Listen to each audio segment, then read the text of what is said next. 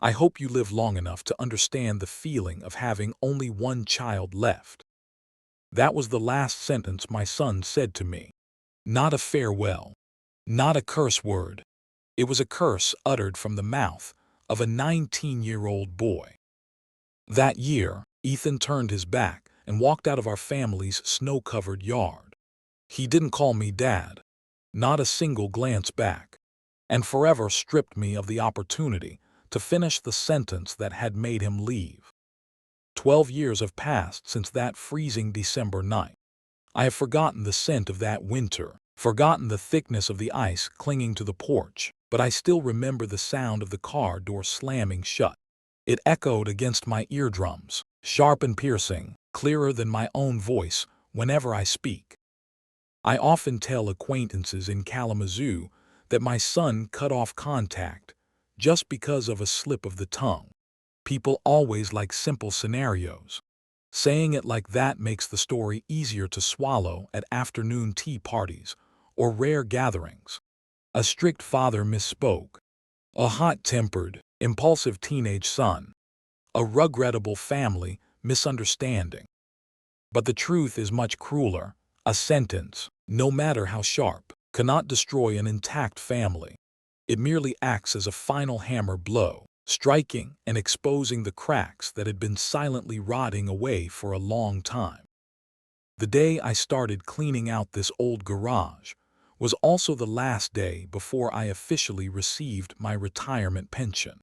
I had stood on the podium, teaching automotive technology at a vocational high school for nearly 30 years. My entire life was tied to wrenches, spanners, motor oil, and machines. I know how to listen to the growl of a V8 engine block and guess exactly which cylinder is misfiring. I know when a gearbox is about to run out of oil just by a faint whine. I can diagnose and heal every car, but never realized when my own son had shattered. There was no check engine light that lit up in his soul for me to fix in time. This garage is still stuck in the past, keeping Ethan's traces completely intact, as if the boy had just stepped out to buy a cup of coffee. The smell of old motor oil mixed with the scent of musty pine wood. The wrench set he used at age 14, while hunching over to remove spark plugs, still lies silently in the second drawer, having started to rust. The stool he built himself in high school is still wobbly, because one leg was sawn shorter than the other three. I never fixed that chair leg, fearing that if I made it perfect, it would no longer be an object made by Ethan's hands. And the most heartbreaking is the rotting wooden door frame on the left. On it are faint pencil marks recording the heights of the two siblings over the years. Molly's line just kept inching upwards, taller, more mature. As for Ethan's line, it forever stopped at the 178M mark of 19 years old. The ink has faded, the wooden grooves have worn down. I have never used an eraser to wipe it away, but also never had the chance to draw a new line. Molly arrived near noon. The gray Michigan sky signaled an impending blizzard. She carried 2 cups of black coffee and a stack of flat-folded cardboard boxes to hold donation items. Molly is now 22 years old, looking like a mature young woman with her chestnut hair tied high. But for some reason, whenever she steps through the roll-up garage door, I still see the image of a 10-year-old girl wearing a red puffer jacket, hugging her knees, sitting outside the door for hours on end, just to wait for the familiar exhaust sound from her brother's car. She walked around, wiping down the towering iron shelves, then knelt in front of the lowest cabinet in the corner, where I kept the things I never wanted to look at again. Molly grasped the handle, pulling out an opaque plastic file box, the thick layer of dust flying up and dancing under the flickering fluorescent light. My heart skipped a beat. I recognized that box even before seeing the words written in black permanent marker on the lid. December 14, driveway incident. "Don't open that," I blurted out. Molly looked up sharply in surprise. It had been many years since I last heard my own voice ring out so coldly and imperatively. Ever since the day Ethan left, I had always spoken to Molly at a careful, yielding volume, as if fearing that if I spoke loudly, this only remaining child would also vanish.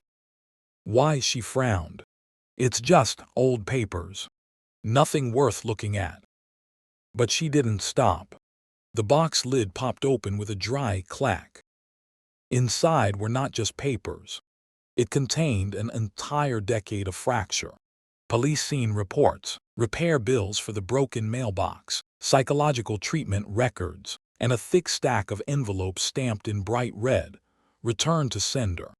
Lying humbly in the corner of the box was a small, cold, black portable hard drive.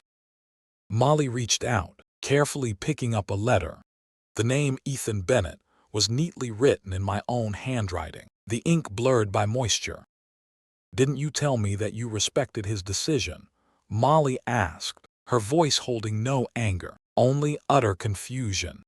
"That's right," I muttered, trying to keep a calm tone. "Then what are these letters?" "They are the times I forgot that I had to respect that choice." Molly looked at me silently, a gaze that pierced through the old, tired shell of a man about to retire. "Or were they the times you still had enough courage to try and hold on to him?" I turned my face away, grabbed a rag, and pretended to laboriously wipe down an already spotless machine.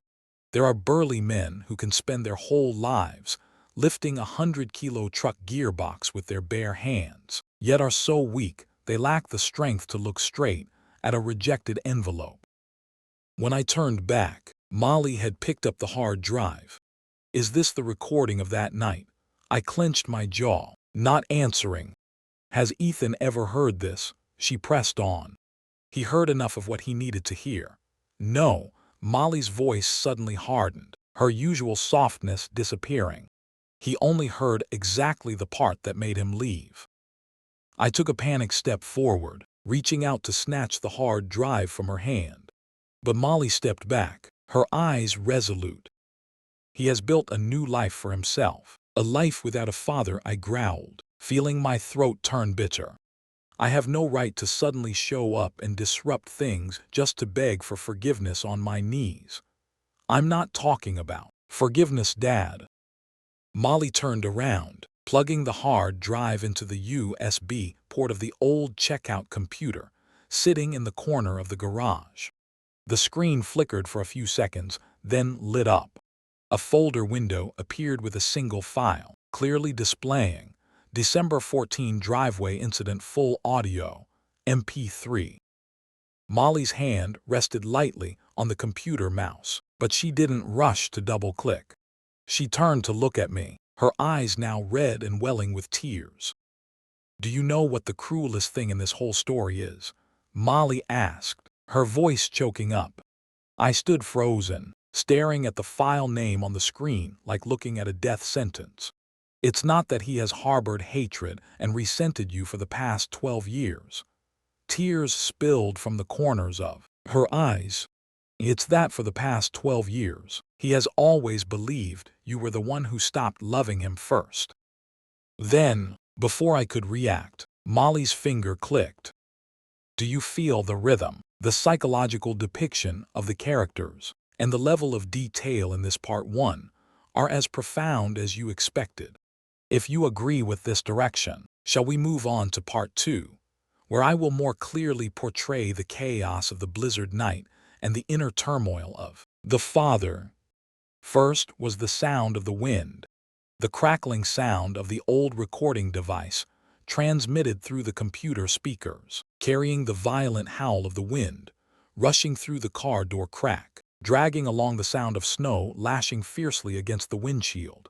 Then, piercing through the chaotic noise of the storm, Ethan's voice rang out.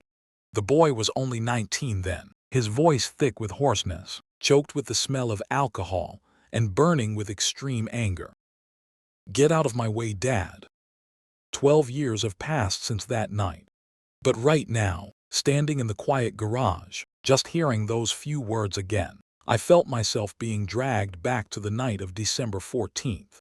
Everything appeared vividly, suffocatingly, as if the tragedy was still unfolding right outside. against the backdrop of white snow. Laura and I divorced when Ethan was 15, and Molly was just 6.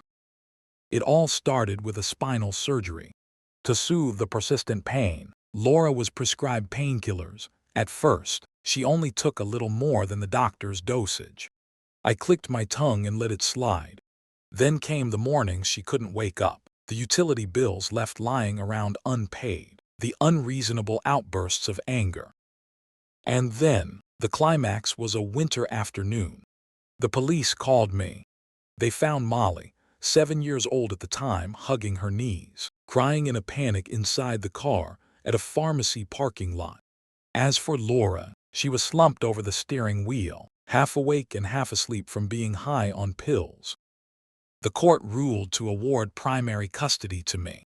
Laura was stripped of her rights, only allowed to see Molly under the strict supervision of myself or a social worker until she completed rehab. I never told my children the whole story of that sordid affair. I only briefly said that their mother was seriously ill and needed time to rest. At the time, I was certain that silence was the best way, the last cloak I could throw over to preserve a little dignity for Laura in the eyes of the children. But I was wrong. I didn't realize that my silence had created a deep chasm. Ethan filled that chasm himself with the version of the story he desperately wanted to believe most. Mother was a frail, pitiful, deeply wounded woman, while I was a cold-blooded, ruthless man who exploited court loopholes to heartlessly steal her family. Laura, in the throes of relapse withdrawals, never once corrected that thought. Whenever the craving hit along with loneliness, she would sneakily call Ethan. She cried and said she missed the kids. She said I was locking them up to punish her. She promised this time would be different, that she was cured. That evening, a blizzard began to descend on Michigan. Laura texted Ethan, saying she was at a rundown motel by the highway and would be leaving early the next morning. She pleaded to see Molly just one last time before going. Ethan didn't say a word to me. That evening, he had downed countless cans of beer in a friend's garage. With alcohol rushing to his head, he took it upon himself to drive my Ford pickup, swung by the church to pick up Molly after choir practice, and then revved the engine, speeding straight toward the motel in the pitch-black night. Around 8 o'clock in the evening, my home phone rang. On the other end was the panicked voice of our neighbor, Mr. Hargrove, reporting that my pickup truck had just lost control, plowed through the lawn, and smashed his brick mailbox pillar in his front yard. When I rushed out to the scene, the snow was falling heavily, stinging my face. The Ford was slanted on the curb, one front wheel stuck tight in a deep snow trench. The engine was still roaring, spewing thick white smoke. Molly sat huddled in the passenger seat, both hands clutching her backpack tightly to her chest, her eyes wide with terror. Ethan stood staggering outside, desperately trying to yank the driver's side door, which had been dented and jammed shut. As soon as I stepped closer, the sour smell of cheap beer emanating from him hit my nose directly, mixed with the burnt smell of scorched tires. "Give me the keys," I growled, trying to keep calm. "I'm fine," Ethan jutted his chin, his eyes streaked with muddy red veins. "Give them here right now. I just skidded a little." He tried to turn back to the car. I swung my arm, grabbed his wrist tightly, and squeezed hard. "You are not allowed to drive a single meter further." Ethan violently shook off my hand and stepped back. "Mom is about to leave. She just wants to see Molly. Why do you always have to blow things out of proportion? Laura is not allowed to see her alone. That is a court order. Mom isn't dangerous.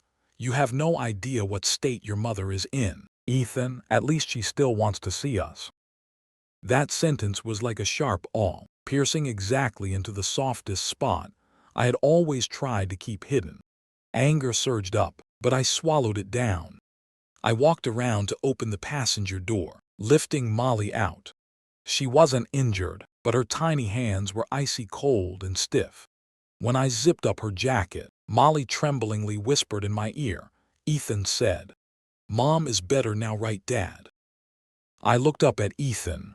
He was standing there, looking at me with a defiant and hostile gaze. "You see," he pointed a finger at his little sister. "Molly wants to see Mom too. And you just want to brainwash her so she's afraid of Mom. Molly is only 10 years old. She desperately wants to trust the people she loves." I shouted, "And what do you want?" "I want her to stay alive so she can be mad at you tomorrow." I pulled my phone out of my wool coat pocket, dialing the police. Ethan's face immediately turned pale. The alcohol seemed to evaporate completely, giving way to absolute panic. He stepped close to me, lowering his voice in a plea. "Dad, what the hell are you doing? Doing what a father has to do. It's just a stupid mailbox. You were drinking. And Molly was in the car, but no one got hurt, just this once." Ethan bit his lip tightly, his gaze shifting from fear to pleading. "Dad, tell them you drove. It's your car. You just have to say you lost control. They'll believe you, please." In that split second, time seemed to freeze. Looking into his eyes, I saw the image of the 5-year-old child who used to sit on my shoulders laughing heartily at the school fair. But at the same time, another horrifying scenario flashed through my mind. A car flipped upside down in a deep ditch, my 2 children lying motionless, blood staining the white snow, and I would have to live the rest of my life in agonizing shame for covering up my son's crime. "No." Just one short word slipped from my mouth, and I saw the light in Ethan's eyes extinguish. "Mom is going to help me," he hissed through clenched teeth. Laura ruthlessly asked a drunken son to violate a court order, taking his little sister along to drive into a blizzard just to get to a shabby motel. I couldn't hold back anymore. "Whenever you open your mouth, you always make Mom sound like the worst person in the world. And I have spent the entire last 4 years biting my tongue, not telling you just how bad your mother actually is." The moment that sentence escaped my lips, I knew I had crossed the line. But it couldn't be taken back. Ethan stared blankly at me. His eye sockets turned bright red, filled with tears. "So this is the truth." His voice shattered bitter. "You never wanted us to love Mom. You wanted Molly to only need you." He pointed a trembling finger toward his sister, cowering behind my back. "She's the good child. She obediently listens to you, and me. I'm just a burden, someone who always forces you to clean up the consequences." "Ethan, listen to me and just tell the truth for once," he screamed, the sound tearing through the night. "If you had to choose between me and her, who would you choose?" Right at that moment, the headlights from Aunt Claire's SUV, Laura's older sister, swept a long streak from the end of the road approaching. Ethan had secretly called her before I showed up. Claire had never liked me, and she would never forgive the fact that I had exposed her sister's addiction in court. As soon as the car screeched to a halt, Ethan turned his back and walked straight toward the car door. I knew I only had a few brief seconds before I lost him. But instead of choosing gentle words to soothe him, anger and fear drove me to choose the truth in the sharpest and most cruel way possible. "Tonight, I choose Molly instead of you." Ethan stopped dead in his tracks. Snow gathered on his messy hair, melting and running down his cheeks. The furious anger on his face suddenly vanished, leaving only a hollow, soulless void. That expression chilled and terrified me even more than 1,000 screams. "I hope you live long enough to understand the feeling of having only one child left." He coldly dropped a curse, then yanked open Claire's car door and stepped inside. I panicked and lunged after him, slamming my hand against the car window. "Because Molly is only 10 years old, there's a blizzard outside, and you downed alcohol and still stubbornly held the keys." Slam! The door slammed shut, isolating all sound.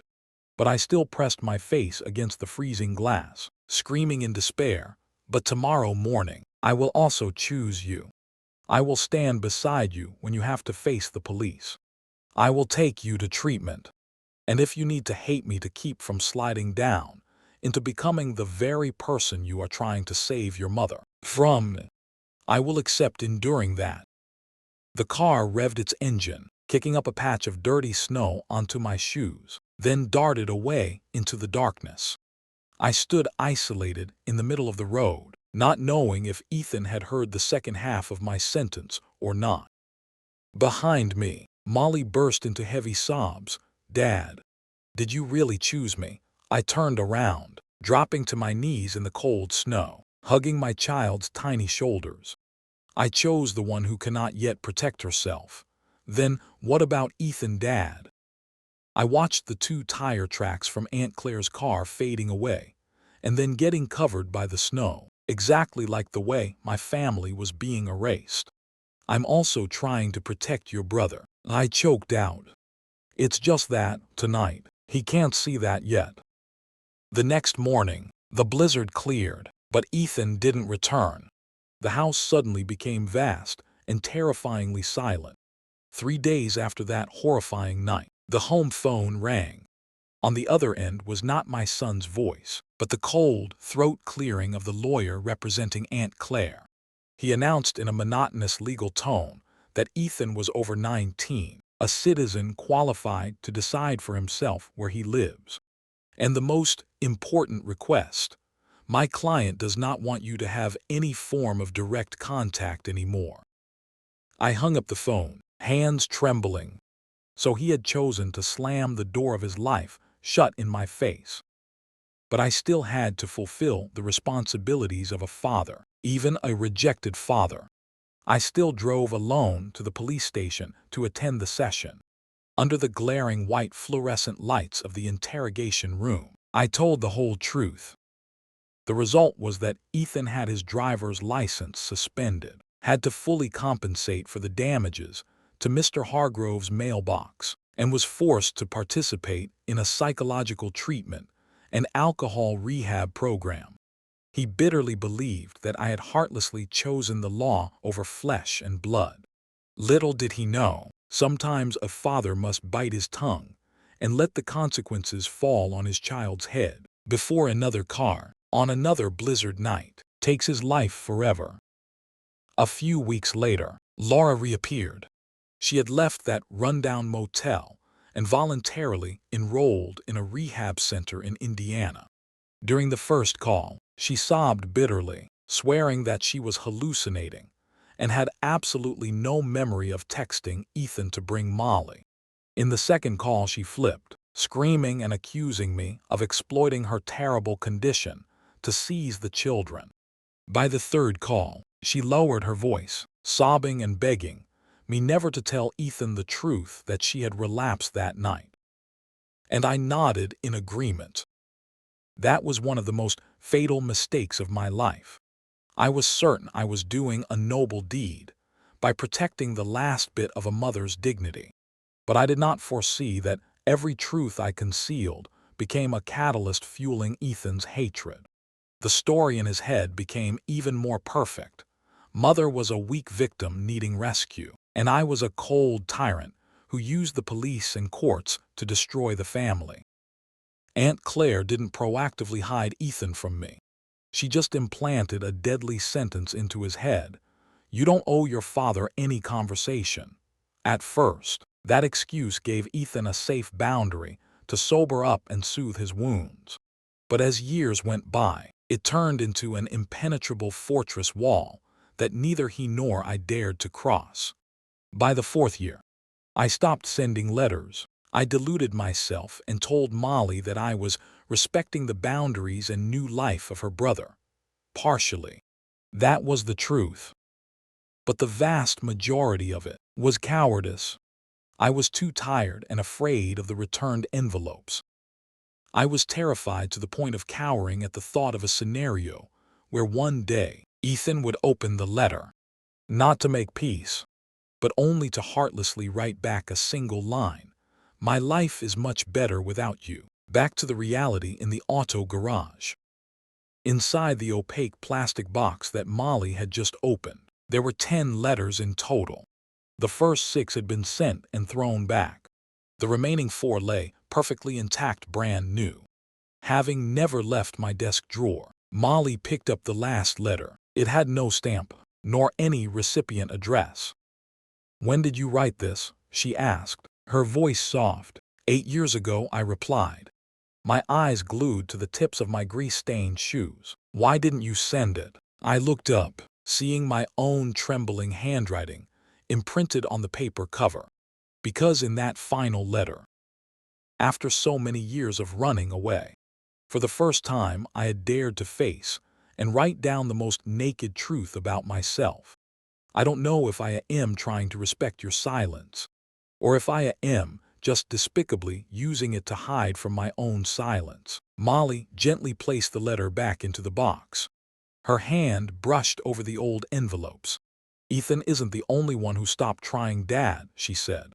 Not as a reproach, just a poignant affirmation. I stood in stunned silence, unable to utter half a word of rebuttal. Outside the garage door, the snow began to fall. The white snowflakes, light as air, slowly drifted down to the street. Exactly like the night 12 years ago, when the boy turned his back and walked away. The only difference was this time, the person who proactively stepped forward and pulled the door shut was me. 12 years after that fateful blizzard, Ethan was living in Denver, more than 1,000 miles west of Kalamazoo. I knew these things not because he picked up the phone to call me. Molly heard it from Aunt Claire. Claire heard it from Laura, and I was just a scavenger picking up disjointed, patched-together scraps of rumors. Exactly like a vagabond standing outside the train tracks, trying to guess the warm life inside a brightly lit house through the silhouettes cast on the window. Ethan is 31 years old this year. His hands are not covered in motor oil and rust like mine, but calloused from wood splinters and varnish. He runs a small carpentry crew, specializing in restoring and repairing old houses. He has kept himself sober, not touching a single drop of alcohol for nearly 10 years. His wife's name is Elena, a calm and tolerant woman, and their daughter Ruby just turned 9, exactly the same age Molly was the night her brother almost took her across an icy, slippery road. Ethan never told little Ruby about her paternal family in Michigan. When the little girl curiously asked about her grandfather, he just evaded it with a flat, emotionless tone. "Dad and he don't talk to each other anymore." Not he abandoned Dad, nor was it Dad disowned him. Just an answer tailored short enough, dry enough so that no one could ask any further questions. But life has its own cruel rules. The wounds we deliberately try to cover up, the stories we absolutely refuse to tell, will ultimately always find a way to surface and dictate how we live. Ethan never dared to drink even a sip of beer in front of his daughter. When driving with his child in the car, he always had an obsessive-compulsive need to check the seatbelt 2 or 3 times. If Ruby came home from playing 5 minutes late, he would call 3 consecutive times until he heard her voice. Elena once poignantly told him, "You can skillfully strip and repair a 100-year-old rotting staircase without scratching a single grain of wood, yet you always panic and fear anything that you cannot control." And then, the turning point of 12 years of running away occurred on a freezing November evening. Ruby was invited to a classmate's birthday party. According to the plan, Leo, her 17-year-old cousin, he called Elena aunt, was tasked by the adults to drive the family SUV to take a few kids home. Feeling uneasy, Ethan decided to drive there himself to pick up his daughter. As Ethan's car pulled up to the parking lot in front of the friend's house, he saw Leah leaning against the hood of the SUV, laughing loudly with a group of older kids and hastily hiding something under the seat. The vision of a former alcoholic was sharp enough to recognize the shape of a half-empty beer can, and Ruby, His daughter was at this moment sitting obediently in the back seat. The blood in Ethan's body boiled over, then ran ice cold. Memories of the sour smell of beer, the sound of tires screeching on snow hit him like a slap in the face. He lunged out of the car, yanked open the back door, pulled Ruby down to the ground, then spun around, reaching out to snatch the set of keys right out of the 17-year-old boy's hand. "You are not allowed to drive this car." Ethan ground his teeth, his voice suppressed to the point of trembling. Leo jumped, his face flushed bright red, with embarrassment in front of his whispering friends. The kid bristled back. "What the hell are you doing? I only took exactly one sip. Then you can drag your feet and walk. Or call another adult to pick you up, but you will not hold the steering wheel when there are kids in the car." Leo felt the teenage pride of a young boy ruthlessly trampled. He jutted his chin, raising his voice. "You always blow things out of proportion. You always point the finger at me and think I'm some spoiled little brat." Ethan squeezed the keychain in his palm so tightly that the metal edges scraped his skin raw. "I don't care who you are. I only know you are about to do something extremely dangerous." "You're crazy," Leo yelled. "Maybe," Ethan coldly retorted. "But tonight, I choose Ruby's safety, even if it makes you hate me to the bone." The teenager stopped in his tracks, smirking a faint smile, a smile full of bitterness. "Awesome. So you choose her instead of me." All the surrounding sounds, the thumping music from the party, the honking cars on the street, the blowing wind, were suddenly sucked into a vacuum void. Ethan stood motionless, staring blankly at the kid who was sulking, turning his back and walking away. 12 years ago, amidst the blizzard of Michigan, he himself had uttered an almost identical sentence. "If you had to choose between me and her, who would you choose?"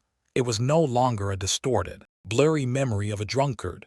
This time, the sentence rang out clearly, razor-sharp from the mouth of a child who was embarrassed, impulsive, trying to use anger to cover up fear, and only desperately craving an adult to cover up for his actions. Ethan turned around, looking at Ruby cowering behind his back, her large round eyes bewildered and laced with fear. Suddenly, his chest twinged with a wrenching pain. Right at that moment, standing in the position of a father bristling to protect his daughter, did Ethan shockingly understand a brutal truth. Sometimes, to protect the life of one child, people are forced to accept letting another child think they have just been betrayed. That night, after coaxing Ruby to sleep, Ethan didn't go to bed. He sat solitarily in the pitch-black kitchen, the sallow light from the street lamp casting through the curtains, clearly illuminating Leo's keychain that he still left lying on the wooden table. Elena walked in. She quietly poured a glass of warm water, pulled out a chair, and sat down opposite her husband. "Are you okay?" she asked softly. Ethan rubbed his rough hands over his face, his voice choking up. "I said the exact same thing he did. Your father." Ethan nodded slowly, his eyes exhausted. "And I hate it." Elena reached out, covering her husband's trembling hand. Her clear eyes saw through the torments in his soul. "Do you hate it because you think you were wrong to do that to Leo? Or do you hate it because finally you realize your father might have been right?" Ethan opened his mouth to object, but not a single sound escaped.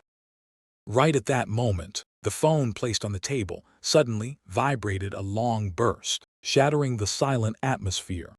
The screen lit up brightly. A new email. Sender Molly Bennett. The siblings hadn't exchanged a single word with each other for the past 7 years, ever since the last message Molly sent at 16. Ethan held his breath. The email subject line hit his eyes, brief and full of weight. "You didn't hear everything." Inside the email, Molly didn't write much. She didn't reproach her brother for abandoning the family. She didn't make insinuating remarks about their mother's illness, nor did she use my impending retirement to buy pity. She only announced a naked truth. while cleaning out the old garage. They had found the box of papers, and inside was the full audio recording of that night. At the bottom of the email, a file was attached, and a postscript line. You have the right to continue being angry at Dad after listening to this entire tape. But at least be angry at him for the things he actually said. Ethan stared blankly at the attachment icon. His finger hesitated, hovering over the screen, intending to swipe to delete it, but then stopped abruptly. He tossed the phone onto the table, stood up sharply, paced back and forth around the kitchen, then stopped in front of the window. Outside, the first snow of the season in Denver was beginning to flutter down, covering the neighbors' roofs in white. Snow everywhere was cold and evocative of separation. Elena did not push him. She understood her husband was standing on the precipice of letting an unspoken belief that had taken root for 12 years collapse. A long moment later, Ethan spoke up, not turning his face back. "Elena, if I listen to it, maybe the past 12 years will no longer be the 12 years I once knew. Everything I clung to justify my leaving will turn into a joke." "Ethan," Elena stepped forward, wrapping her arms around his waist from behind. "Maybe things were never what you thought they were. The truth doesn't turn you into a joke. It only sets you free." Ethan took a deep breath, the freezing cold air filling his chest. He turned back to the dining table, picking up the phone. He plugged the earphones in, pressing the ice-cold foam pads into his ears. On the screen, the audio file was merely a few minutes long. December 14 driveway incident, full audio, MP3. Ethan's thumb hovered over the play button for a very long time. His entire body was completely tense, like a guitar string about to snap. Then, he squeezed his eyes shut and decisively pressed down. First, Ethan heard the sound of the wind. The crackling, squeaking noise hammered straight into his eardrums, carrying the sound of tires screeching and sliding on the thick layer of snow. The sound of Molly screaming and crying in panic in the cramped cabin. And finally, his own voice at the age of 19, a voice distorted by alcohol, burning with anger, resentment, and a toxic certainty that everyone in this world was ganging up to betray him. "Get out of my way, Dad." Ethan unconsciously squeezed his eyes shut. He clearly heard the sound of the old father forcefully yanking the keychain from his hand. He heard again his own cowardice when begging his dad to lie to the police to cover up his crime. And then a single cold, decisive word rang out: "No." Just that one word, but in Ethan's distorted memory for the past 12 years, that was the moment his father officially chose the law, chose cruel principles, instead of choosing his own biological son. And then, the conversation approached the abyss that he had memorized down to every syllable. "If you had to choose between me and her, who would you choose?" Tom's voice rang out clear, like a blade slashing into ice. "Tonight, I choose Molly instead of you." Ethan's chest choked up. His heart constricted as if someone was squeezing it tight. Out of the reflex of a runaway, he immediately reached his hand toward the phone screen, intending to hit the stop button. He had heard enough. For the past 12 years, he had always been certain that this much was more than enough to condemn a father. But just as his finger was about to touch the screen, Elena reached out, gently placing her hand over her husband's wrist. She didn't use force to hold him back. She just rested her hand there steadfastly, silently giving him the courage to keep walking through the pain. In the earphones, the sound continued to flow. The sound of Aunt Claire's car door popping open. The crunching sound of Ethan's footsteps stepping on the snow, walking away. Then Tom's voice rose, no longer cold but hurried, broken, and desperately screaming into the storm. "Because Molly is only 10 years old, there's a blizzard outside, and you downed alcohol and still stubbornly hold the keys." A car door slammed shut, heartless and severing all ties. "But tomorrow morning, I will also choose you." Ethan's entire body froze. The hand holding Alina's hand trembled violently. Tom's voice started to fade away as Claire's car revved its engine and moved off. But every word remained clear, sharp as a piece of broken glass stabbing right into Ethan's core. "I will stand beside you when you meet the police. I will take you to treatment. I will never lie to help you escape the consequences. Because if I do that, next time there might be no one left alive to blame me." The car left, taking away the 19-year-old youth engulfed in hatred. But the recording wasn't over yet. The recorder was still running in Tom's coat pocket. Molly's sobbing, trembling voice rang out amidst the quiet snow. "Dad, did you really choose me?" The rustling sound of Tom dropping to his knees in the snow. His voice was gentle, full of heartache. "I chose the one who cannot yet protect herself." "Then what about Ethan?" A deadly silence dragged on. In the earphones now, there was only the howling wind and the heavy, broken breathing of an exhausted middle-aged man. "I'm also trying to protect your brother, but he hates you," Molly whimpered. "Aren't you afraid?" And then, for the first time in his entire 31-year-old life, Ethan heard his father cry. It wasn't loud sobs or screams. It was just a shattered breath, a choked hiccup from deep within the chest of a man who always had to brace himself to be strong in front of his children, before he tremblingly answered, "I'm afraid. I'm more afraid than anything else in this world. But if your brother needs to hate me to bear walking into rehab, I will let him hate me. I watched your mother lose too many years of her life just because everyone around kept calling the cover-ups love. I will not do that to Ethan.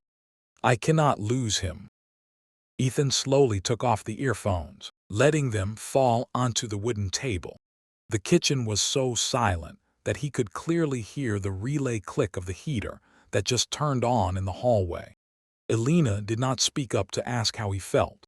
She knew there were emotions too vast, too overwhelming to be immediately named. Ethan stared blankly at Leo's keychain on the table, tears quietly welling up and rolling down his rough cheeks. He didn't choose Molly because he loved her more. He whispered, his voice incredibly hoarse. "No," Alina replied softly. "He just chose not to lie. He chose to save you." He picked up the phone, rewinding the audio clip to the beginning. Listening for the second time, in full sobriety and complete understanding, did Ethan hear the things that the hatred of his youth had masked.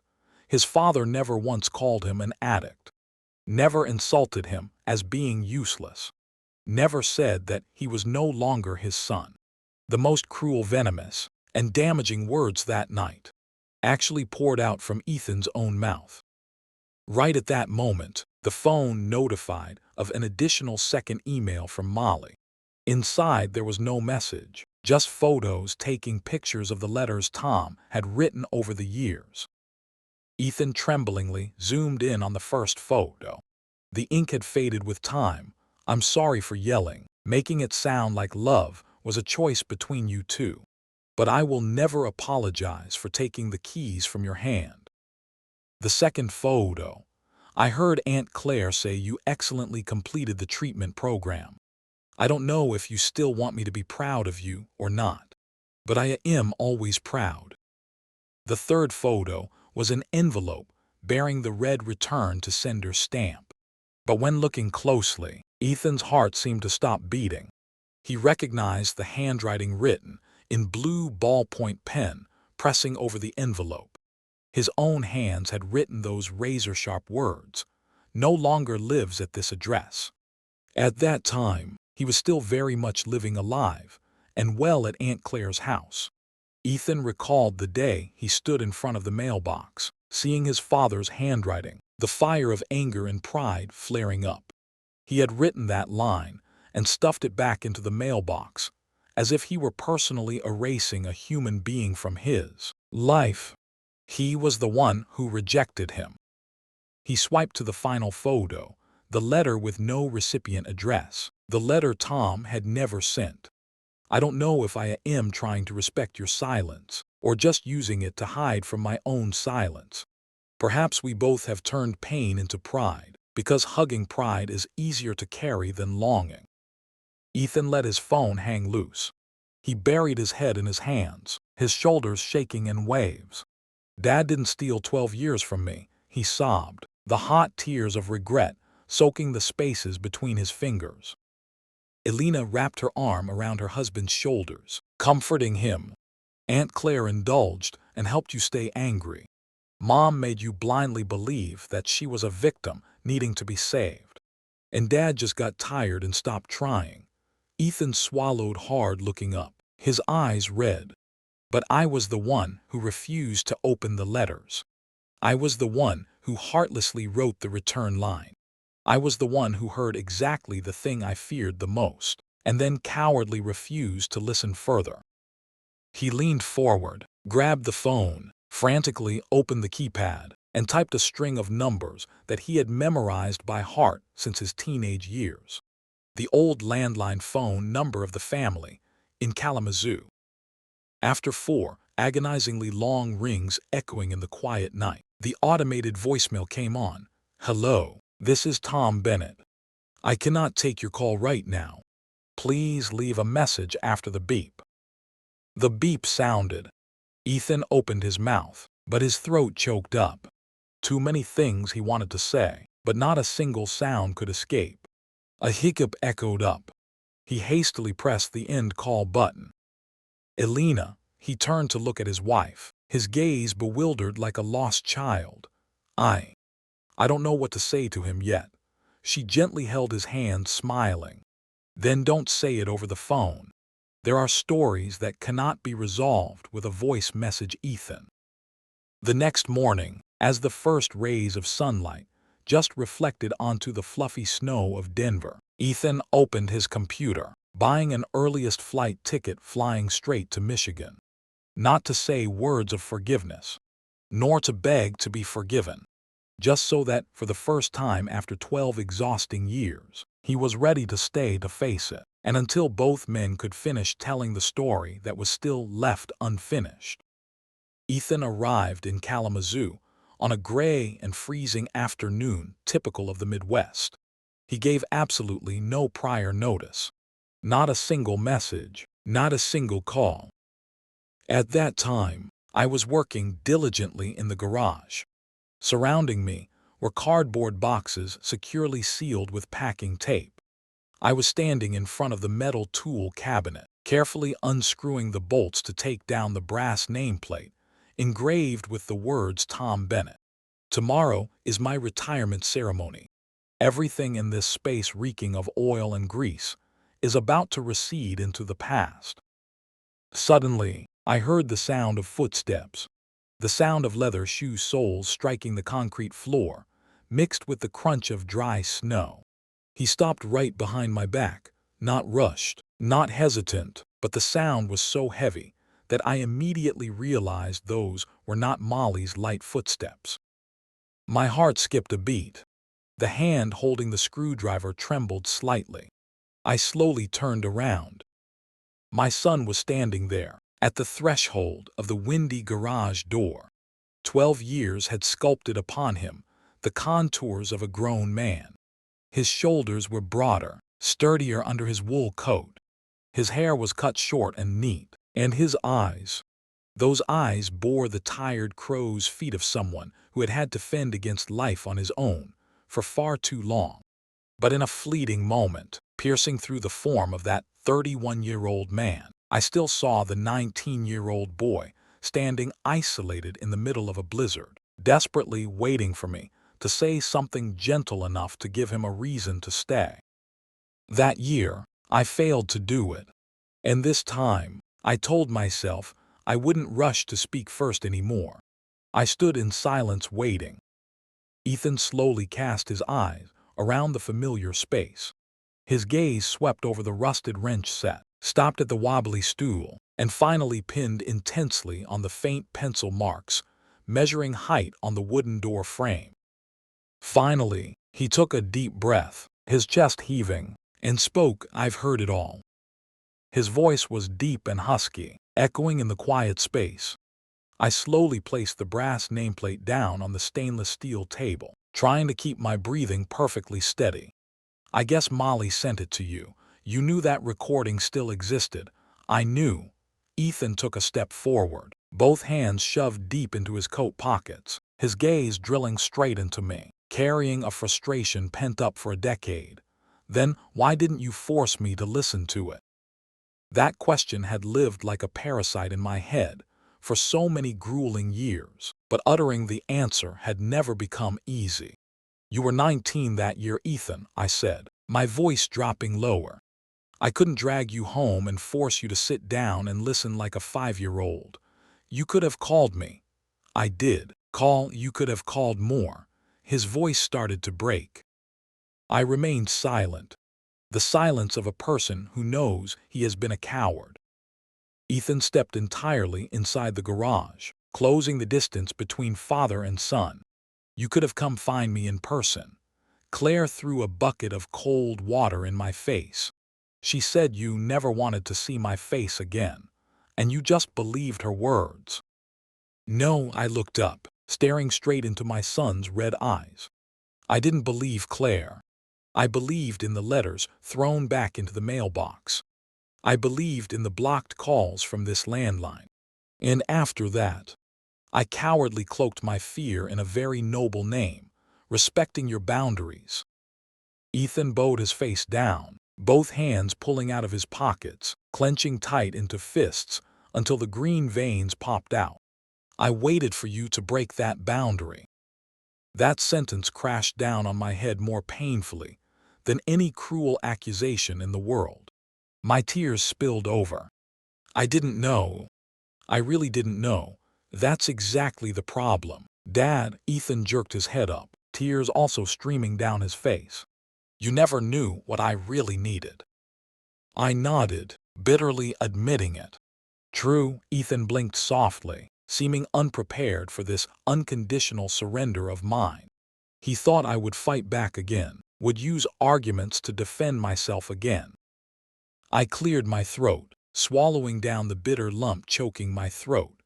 "I know how to fix a broken engine block.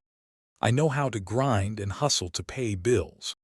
I know how to stand up straight in front of the police and tell the truth. But when you started sinking into alcohol, I only saw your bad behavior. I didn't see at all how much you were hurting on the inside. You thought I was like Mom." He choked out. "You were too terrified. You were afraid I would slide down the exact same disastrous path she did. So I drilled it into your head just how bad, how sordid your mother was. That night, I chose to say the most cruel thing I could think of to stop you." I stepped closer to him, my voice trembling. "I'm sorry, Ethan. I am 1,000 times sorry for using your mother's illness as a weapon to stab you." Ethan stared down at the oil-stained concrete floor. "I also said extremely cruel things. You were drunk at the time. Being drunk doesn't mean those words become non-existent, Dad." We stood there, amidst the old tools, amidst the musty smell of time. Each man embraced a part of his own mistakes, neither trying to push the blame onto the other anymore. A moment later, Ethan hastily wiped his tears, asking hoarsely, "Why? Why didn't you tell me that Mom was the one who called me to bring Molly? I wanted to preserve the last bit of dignity for her in your eyes. By letting me believe that you were a dictator who destroyed this family, I was under the illusion that one day your mother would successfully finish rehab, get healthy again, and tell the truth herself. But she never did that. No, never." Ethan let out a soft laugh, a bitter laugh shattering in his chest. "Awesome. So she needed her dignity protected. Molly needed her safety protected. What about me? Where was I in your protection? I always thought you were the strongest. I thought you were grown up enough to withstand the truth on your own. But in the end, you just completely hid the truth away." I bowed my head, completely disarmed. There was not a single excuse left that could salvage anything anymore. I was wrong. I was really wrong. Ethan turned his face away, his chest heaving violently. I saw his jaw clench, trying to hold back a sob. I spent 12 years of my life. 12 whole years just to be certain of one thing, that you didn't love me. I know. No, you don't know. His voice trembled violently, bursting into tears. I heard that sentence echoing every time I failed. Every time the craving for alcohol tortured me half to death. Every time little Ruby innocently asked about her grandfather. I always had to harshly remind myself, never become a man who can look straight into his child's face and then declare choosing another one. I lunged forward, unable to hold back anymore, reaching out to grip my son's bicep tightly. I never stopped choosing you, Ethan, but you stopped looking for me. He looked straight at me, his eyes full of reproach and heartache. I nodded, tears falling profusely. True. Ethan used the back of his rough hand to wipe across his face. He let out a long breath, as if shedding a 1,000-pound boulder. And I also stopped opening letters. I know. I liked the tragic story that you abandoned me. He smiled sadly, a smile full of self-deprecation. Because in that fake story, I played the role of a pitiful victim. I wasn't a piece of trash who downed alcohol till drunk, dragged his sister into the car on a blizzard night, and then cowardly begged his dad to lie to the police. I squeezed his shoulder tightly, my voice resolute. You did something extremely dangerous. You were impulsive. But listen to me, Ethan. You never were, and never will be, a person who doesn't deserve to be loved. Right at that moment, Molly appeared at the garage door. She wore a thin wool cardigan, stopping dead when she saw her brother's tall, broad back. The opaque plastic file box was still tucked neatly in her arms. Ethan turned around. His eyes wavered intensely. Molly. She stepped inside, her eyes welling with tears, but her voice was incredibly clear. You aren't the only one who lost a family that night, Ethan. Ethan bowed his face down. I know. You're only just beginning to know now. Molly didn't lunge forward to embrace her brother like in psychological drama movies. Decades-old wounds cannot be healed just with a hug. She just stepped forward gently, placing the file box onto the metal table, right between the three of us. I'm sorry, Ethan said, his voice deep and sad. Molly looked at her brother for a long time. Her gaze contained both reproach and an agonizing longing. I don't know how fast I can forgive you yet, Molly replied, her voice softening a few degrees. But I don't want to waste another 12 years of my life, just trying to prove to everyone that I was hurt. All three of us stood there. No one said another word. The garage space only had the howling wind whistling outside the door crack, and the light breathing of three broken pieces trying to piece back together. A moment later, I used my sleeve to wipe my face, hesitantly looking at Ethan. Tomorrow, the school is organizing a retirement ceremony for me. Do you want to come? Ethan shook his head slightly.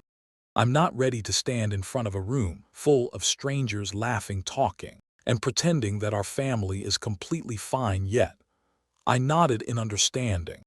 I'm not ready yet either. Ethan looked at me, and that was the first time in 12 exhausting years. His gaze no longer held any layers of defense thorns or hatred. So, are you free tomorrow morning to go grab some breakfast? I smiled, the most genuine smile since that blizzard night that year. Yes. Just one short word. But this time, there were no sounds of footsteps walking away. There was no sound of a car door slamming shut. There was no one running away.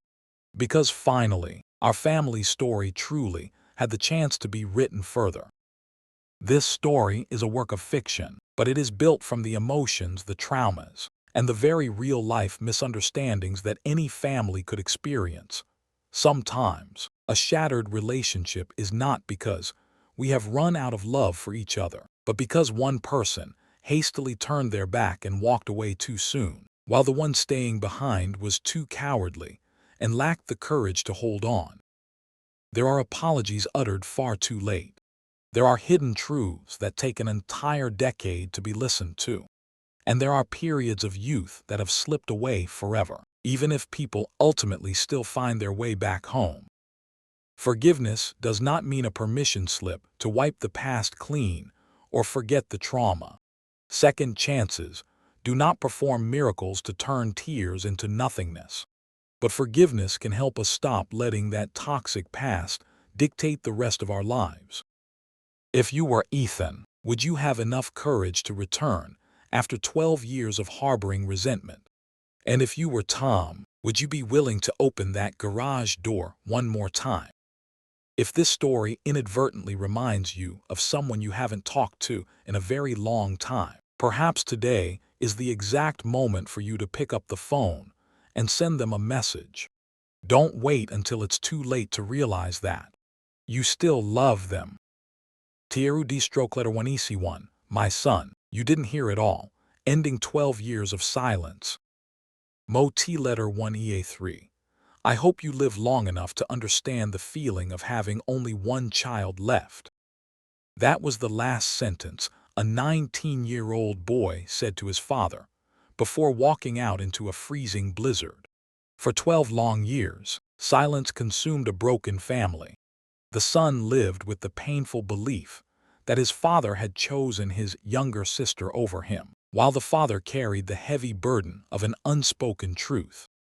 But what happens when a dusty audio recording is discovered in an old garage, revealing the missing half of a conversation that shattered their lives? Sometimes, what seems like a father's most cruel decision is actually his most desperate act of love and protection. Listen to my son, you didn't hear it all, ending 12 years of silence. A heartbreaking yet profoundly healing story about family trauma, the devastating cost of misunderstandings, and the courage it takes to finally find your way back home. Grab some tissues and press play to uncover the truth behind the blizzard. Hashtag my son you didn't hear it all, hashtag father and son. TH letter 1 EBB, T letter 1 EB COA, father and son story, emotional family story, 12 years of silence, touching story about dad, healing family trauma, misunderstanding story, audio story English, heartbreaking stories, family forgiveness, life lessons, storytelling sad story, reconciliation fatherhood, dramatic story. Gim bin Lu letter 1 EADN, welcome. Studio This story proves how a single misunderstanding can cost us over a decade of love. If you were in Ethan's shoes, would you have the courage to return after 12 years of holding a grudge? And if you were Tom, would you have opened that garage door one more time? Let me know your thoughts and feelings down below. Don't forget to hit the like button and subscribe if this story touched your heart. Red Backhand.